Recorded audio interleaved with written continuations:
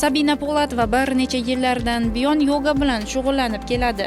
Har kuni tongim yoga bilan. Yogasiz hayotimni tasavvur qila olmayman.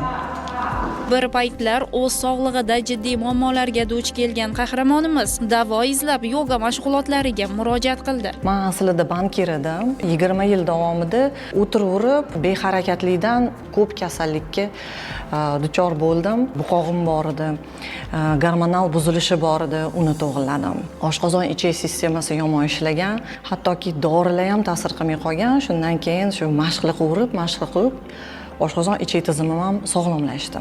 Yoga mashqlari davoladi. Aslida shu yogani grijalarimni og'rig'ini bosish uchun boshlaganman. Oddiy YouTube'dan bepul darslardan. Keyin umuman grijam yo'q bo'lib ketdi.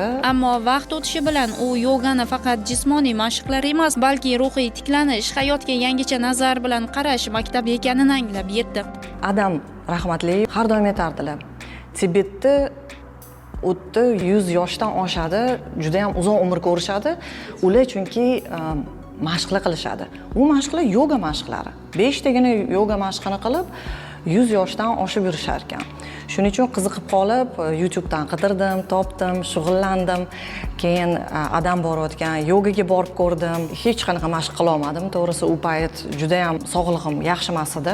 Shu sekin-sekin uyda o'zim shug'ullanib, sog'lomlashishni boshlaganimdan keyin bo'ldi, bu meni missiyam, demak bu narsa yordam berar ekan deb yoga instruktorlikka, yoga terapevtlikka o'qib oldim.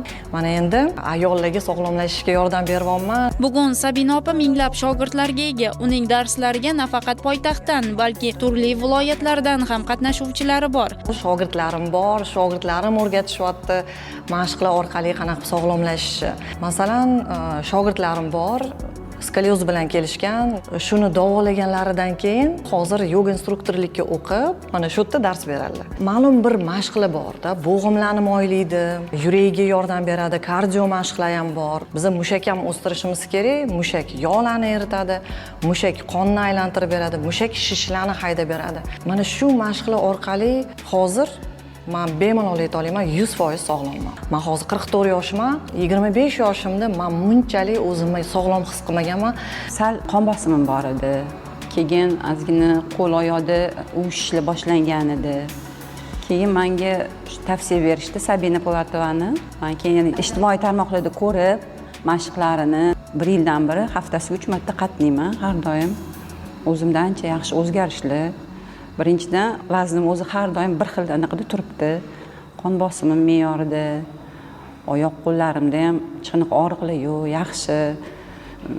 Kayfiyatim har doim yaxshi bo'ldi, mana qilib. Keyin uyimdagilar ham sezishdi, o'zi ancha yaxshi tomonga o'zgarishlar bor, hammasi. Uyqularim yaxshi bo'ldi. Ijtimoiy tarmoqlarda juda aktivman, muntazam darslar qo'yib boraman. O'sha darslardan foydalanib, ayollar bel og'rig'im qo'yvordi, bosh og'rig'im qo'yvordi, davleniyam oshmaydigan bo'lib qoldi deb, shunaqa zo'r natijalarga ega bo'lib, menga minnatdorchiliklar yozishadi. Sabina Po'latova bugun o'z yo'lini topgan, o'z tajribasini boshqalar bilan baham ko'rayotgan, o'zbek ayollariga sog'lomlik, go'zallik va ruhiy tinchlik yo'lini o'rgatayotgan murabbiy sifatida tanilgan.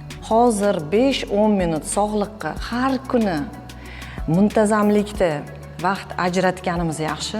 Keyin soatlab, kunlab, haftalab bolnitsalarda yotib, sog'liqqa ko'p vaqt, mablag' ketkazgandan ko'ra, boshida qiyin, o'zimiz bilan kurashamiz. O'sha odam g'olib. 60-70 yoshli o'quvchilarim bor, hayotda umuman sport bilan shug'ullanmagan va ular kuniga bitta dars qilmaydigan bo'lib ketishgan. O'sha ikkitalab darsimni qilishadi. Uning faoliyati shunchaki sport emas, bu insonning o'z tanasi va ruhi bilan do'stlashish san'atidir.